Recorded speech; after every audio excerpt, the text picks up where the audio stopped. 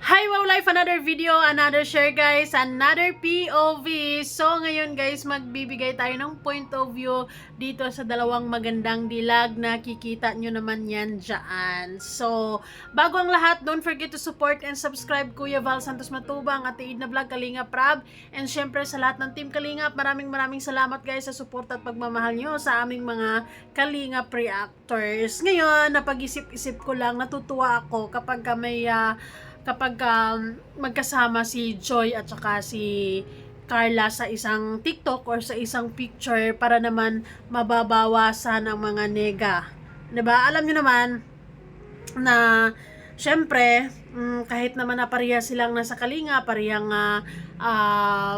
Kalingap Angels, 'di ba? Under Kalinga Prab, under of course Kuya Val, na ganyan. Hindi pa rin maiwasan sa mga supporters na may mga kanya-kanyang bias, 'di ba? May mga kanya-kanyang favorites, may mga favoritism kahit na ipopromote namin or ipopromote ni Kalinga Prab and so on and so forth, kung sino man dyan na mamahalin natin lahat, pantay-pantay, pare-parihas, ganoon. Pero hindi maiwasan sa mga supporters na talaga meron silang favorite. So, may favorite kay Joy lang and of course, may favorite kay Bibi Carla lang, 'di ba?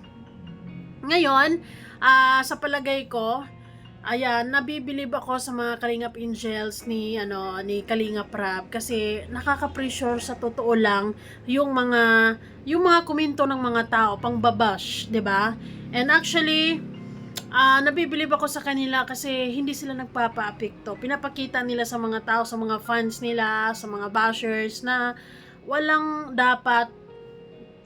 competition dito, 'di ba? Walang dapat pag-awayan at walang dapat, alam mo 'yon, walang comparison sa kanilang lahat. Sila aya pantay-pantay at alam mo, may ano naman talaga, hindi man maiwasan na sa Kalingap Angels ay meron talagang sikat at hindi pa masyadong sikat kasi ano yan baka sa ngayon ang sikat si Carla, si Joy, si Beyonce, ganyan silang tatatlo. Sila yung big three ngayon sa Kalinga, pero sa mga susunod na taon magiba naman ang ikot ng panahon, 'di ba? Ganun naman 'yan. Ang buhay ay wither lang.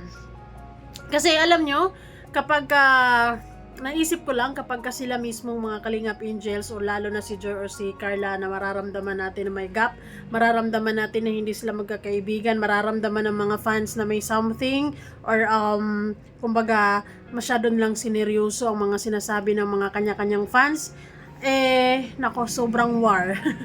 World War 3.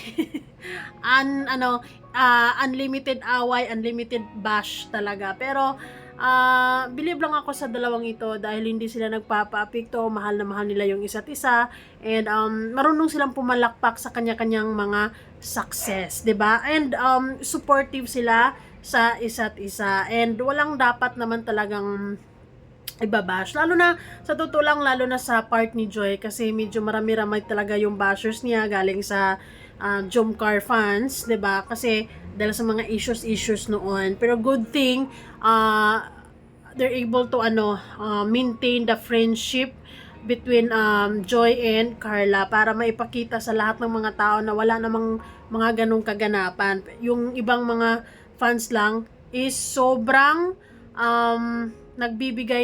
sobrang nagbibigay ng kulay, nag-iisip ng hindi maganda. So, ngayon guys, syempre, ay meron silang TikTok together and habang pinapanood ko sila is nakasmile lang ako, nakangiti ako dahil niisip ko na very lang sila, supportive. Yung friendship nilang dalawa is hindi matitibag talaga kahit na anong pangbabash ng mga tao sa kanila, pero they're able to maintain the good friendship and support sila sa isa't isa. I are friends. You and I are friends. Ang cute lang nitong dalawa na to. Tingnan nyo guys. You and I are friends. Totoo naman yan. Talagang in real life, on or off cam, talagang magkakaibigan sila. Lalo na, alam mo yon.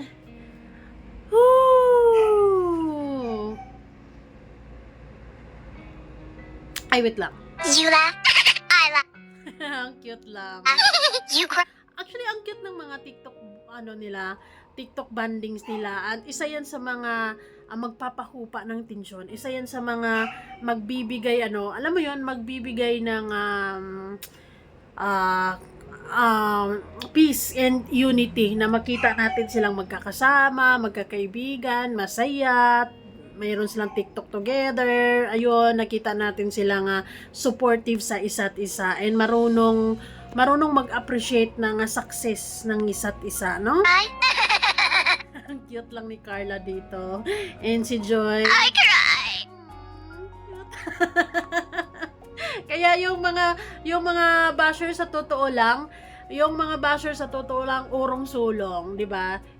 Imbes na magagalit sila nito diyan kay Joy or kay Carla, hindi na, kasi parang magiging useless yung galit nila, magiging nonsense, kasi yung dalawa is totoong mga magkakaibigan. Just like this, meron silang time together. You scream. I scream. Ang cute. Ang cute lang, 'di ba? Hey, if you jump. So, ayun guys, for me, talagang yung mga pagkakataon na magkakasama silang lahat, tapos nakikita nating masaya and nagkukulitan, yun yung para sa akin is magpapahupa ng tensyon, at the same time, hindi dadami yung bashers, 'di ba? Kasi syempre makikita nila yon na magkakaibigan pala talaga sila, maayos pala yung relasyon nila sa isa't isa, talagang ako lang pala talaga yung nag-iisip ng masama sa kanila, 'di ba? So ayun, maganda yung meron silang off-cam banding para makita ng mga fans or bashers naman mag-isip-isip sila, naku, mali-mali pala yung judgment ko, 'di ba? Lalo na sa part ni Joy, talagang nababasya ng bonggang-bongga, nami-misinterpret or nami-misunderstood ang si Joy, 'di ba? And syempre si Carla, believe ako sa kanya because kahit naman na ganito yung naabot niya sa buhay, alam naman natin yan na kung gaano siya minahal at sinuportahan ng mga libo-libong mga fans niya, pero hindi siya nagbabago sa mga kasamahan niya, hindi siya nagbabago sa mga kapwa niya Kalingap Angel. Still humble, friendly, loving, and sweet sa mga Kalingap Angels. And also believe ako kay Carla sa part na nung birthday niya is namahagi din talaga siya ng blessing sa mga Kalingap Angels. Diba? So, ayun guys, walang dapat i-bash, walang dapat kasi good thing lang sa kanilang dalawa, dahil kahit pinag-uuntog sila ng mga fans minsan or yung mga bashers, silang dalawa maganda yung relationship nila. Silang dalawa hindi nagpapa-apekto. Silang dalawa is alam nila yung relationship nila, alam nila yung friendship nila, pinapahalagahan nila yung samahan nila, 'di ba? So, hopefully, yung mga tao diyan ay hindi rin basta-basta judger. You and I are friends. Yes, sabi nga ni Joy, you and I are friends. So, si Carla and Joy are friends. You laugh, I laugh. You cry. Kasi kung alam nyo guys, ini-imagine ko, kung itong dalawa na to is kung napapansin pa ng mga tao na bihira lang magkasama, at kung mayroong mga events hindi sila magkalapit, or basta mararamdaman naman natin yan, naku, sobrang gulo. Pero nakakabilib lang sa lahat ng mga Kalingap Angels, either able to maintain a good friendship. And lalo na si Carla, sa part niya talagang hindi siya nagbabago sa mga kapwa Kalingap Angels. I cry. You scream. Ang kulit lang ng TikTok banding nila. So hopefully, yung mga banding nila na ganito, off-cam banding, yun yung mga makapag-realize ng mga bashers na kalmahan natin dahil mali-mali na yung mga judgment, 'di ba? They're good friends, and kailanman ay hindi nila gagawin yung mga nasa isip ng mga bashers. If you jump off a bridge, come on, let's go. Ang cute. So, yun, mas lalo akong napahanga sa kanila na sa kabila ng tensyon, sa kabila ng minsan ay hindi maiwasan na may mga kanya-kanyang bias, And then, minsan pinag-uuntog talaga sila, minsan talagang pinagkukumpara sila, pero sila parihas, sila ay nami-maintain nila yung friendship, nami-maintain nila yung magandang samahan, nami-maintain nila yung pagmamahal nila sa isa't isa, at makikita at mapapansin mo na they're both supportive and marunong silang pumalakpak sa kanila nilang mga success. So dapat ganyan tayo. Pero syempre, sa libo-libong nakasuporta sa kanila, iba't iba tayo, iba't ibang tao. Meron talagang iba dyan na hindi maka-appreciate, no? Hindi maka-appreciate. Pero di bali na, basta ang mahalaga, sila ay totoong magkaibigan. Sila ay masaya, and sila ay walang problema, 'di ba? So mga fans lang talaga ang may problema minsan. Pero ganun talaga, kasama 'yan sa hamon ng buhay, 'di ba? And kasama 'yan sa mga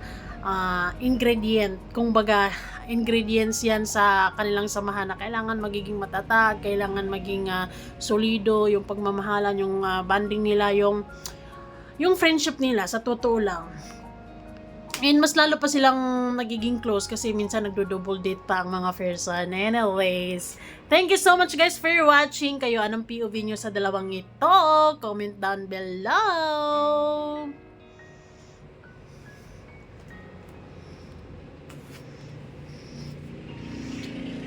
Yeah.